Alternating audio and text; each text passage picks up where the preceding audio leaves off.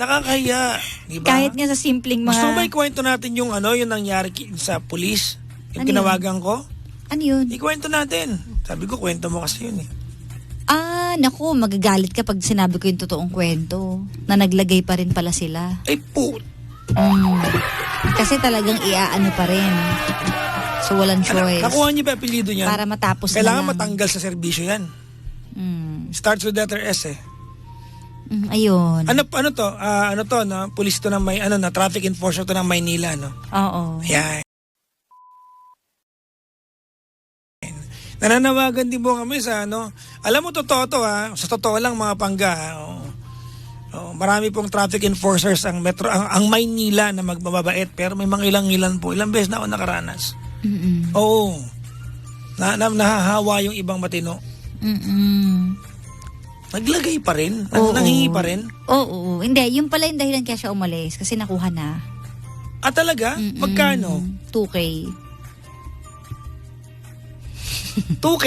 Oo. So para wag na tayong maabala, kaya ibinigay na. Anak ng Ganun. bansa natin, Ganun talaga. Medyo mainit ulo ko talaga ngayon, Kara. Wala naman tayong magagawa Kasi Hindi, alam mo, choice pa rin nilang sorry, gumawa ng mali Sorry, pero diba? ayoko maniwala dun sa wala tayong magagawa. Nakakapikon. Sa totoo lang, nakakapikon. Tagal mo akong lambingin para kumalma. Ano ba? Ubus na ba? Yung pikon mo? Wala ka namang participation. Hindi naman kasi ako nagagalit Alam mo na nalulungkot lang ako para sa bansa natin. Well, anyways, mga pangga, nakakalungkot, mga pangga, pero yan ay isang katibayan na ang Pilipinas ay hindi po talaga mahirap na bansa. Diba? Yan sabi ko kanina, Kara, kung sa Pilipinas, sa abroad, steak ang kinakain nila. Tayo, hindi dollars. Pera kinakain natin dito. Galing, diba? Iba to.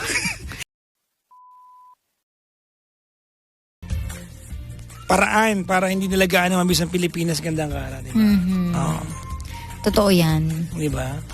Pero alam mo, kahit minsan nakakainis dito sa atin, nakakamiss din Kasi, di ba, sabi ko nga sa'yo, nag-abroad tayo, ibang-iba, di ba, sobrang tahimik, wala kang nakikitang tao sa kalsada. Tapos nakakatawa lang pagbalik natin, di ba, yung ang dami naglalakad, ang dami nakapayong, tatawid ng kalsada, yung ang daming tao, kasi masayang-masaya nga daw talaga sa Pilipinas. Kaya yung iba, kung marami ka na rin daw pera, sa Pilipinas ka na magstay, parang ganon. Kasi iba daw ang saya. Kung marami ka ng pera, sa Pilipinas ka na magstay. Kasi ibang-iba ang dito. Kung marami kang pera. Ayun lang. Oo. Tsaka masiyahin kasi talaga ang mga Pinoy. Totoo. Aminin natin, di ba, kahit anong problema, nagagawa natin ng joke. Tama. Ng memes. Tama. Na mga sa Facebook, di ba? Lahat, ang creative natin lalo na sa may humor natin, di ba? Oo. Sa Pilipinas lang yung tipo ng tao, di ba, na wala namang trabaho pero kaya mag-inom twice a week. Di ba nakagawa tayo ng paraan? Oo. Sa atin lang yung mga tambay, iinom ng energy drink pero wala namang gagawin. Hindi naman mapapagod.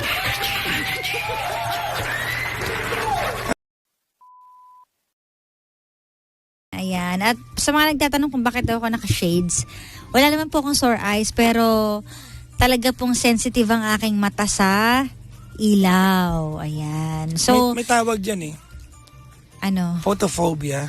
Oo. Actually, pinacheck ko na po talaga tong mata ko at sensitive daw talaga ang aking retina sa ilaw. Kaya bawal na bawal ako sa tapat ng ilaw. Ganon. So, minsan, kinakaya ko na lang kapag tanghali sa programa ko, nakabukas yung ilaw pero right after kung magbasa ng anything or mag-adlib, papatayin ko lahat ng ilaw kasi masakit talaga siya sa mata. Hindi ko kinakaya. So may mga araw na kaya kong tiisin, may mga araw na kagaya nga, hindi ko talaga kaya yung sakit sa mata. Parang ganoon. So yun, sensitive talaga siya sa sa liwanag. Well, ayun. Hello po sa mga sensitive dyan. Sa liwanag lang.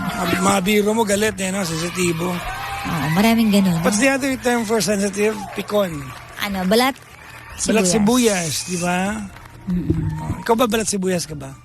Depende. May mga bagay na sensitive ako. May mga bagay na hindi. Talaga. Ganun. So, depende siguro yung kung saan ka mahihit. Diba? Kasi iba-iba naman ang ano ng tao eh. Pero may mga tao talaga na kahit ano pikon siya. Oh, kahit ano Kahit pag-usapan. ano, di ba, galit. Yung lahat na lang ba nang sasabihin ko sa'yo, ma-hurt ka? Ano Big na pwede deal, ko sabihin? Wala ka lang pwedeng sabihin. Wala na at all. Huwag mo nang kausapin Huwag mo nang kapag kausapin sensitive. pag- Kasi nakakatakot eh. Halimbawa, mag-joke ka, di ba? Ayoko ng mga taong ano, yung hindi mo pwedeng biruin.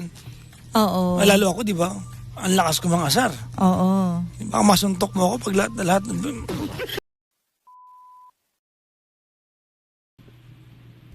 Saan binibili yan? Opo, online. Pero minsan yung na-orderan ko galing pa siyang Germany, may galing Japan, ganun. Okay.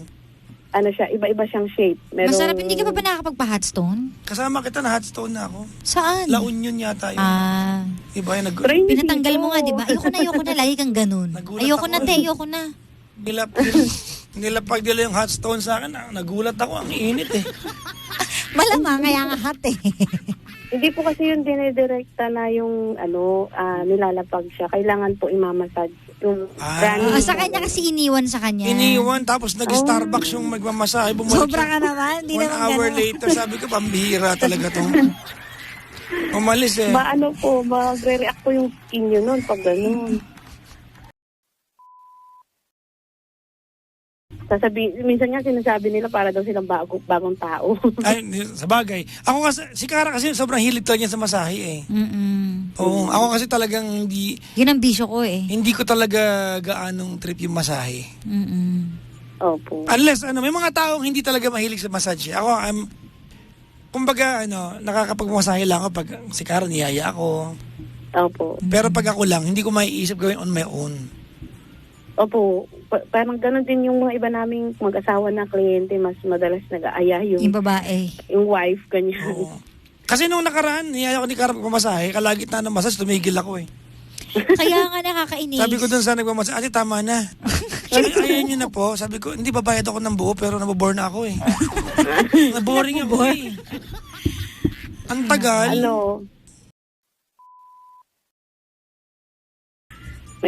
May toyo, ganun.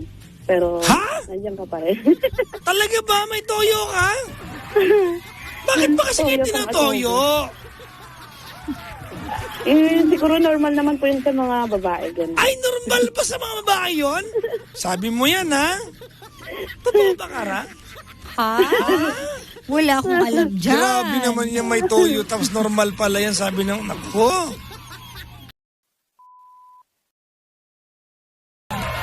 Papaalam na tayo. Wala pong kakanta ngayon mga pangga. Hindi ko kakanta si Kandang Kara ngayon. Kasi naantay nila yan eh. Dahil masakit pa ang puso ni Kandang Kara ngayon. Yun po ang katotohanan. Meron siya. Pahingi naman ako na meron ka. Charot. Bakit? Okay. Bakit? Ikaw na nag-iintay eh. Hindi. It has to be a tradition eh. Kailangan kada may cardiac. Yun eh. Oo. Bakit? Bakit? Gusto mo ba? Ha? Oo, tignan mo. Next week na lang. Bawi na lang tayo. Diba? Bawi na lang tayo.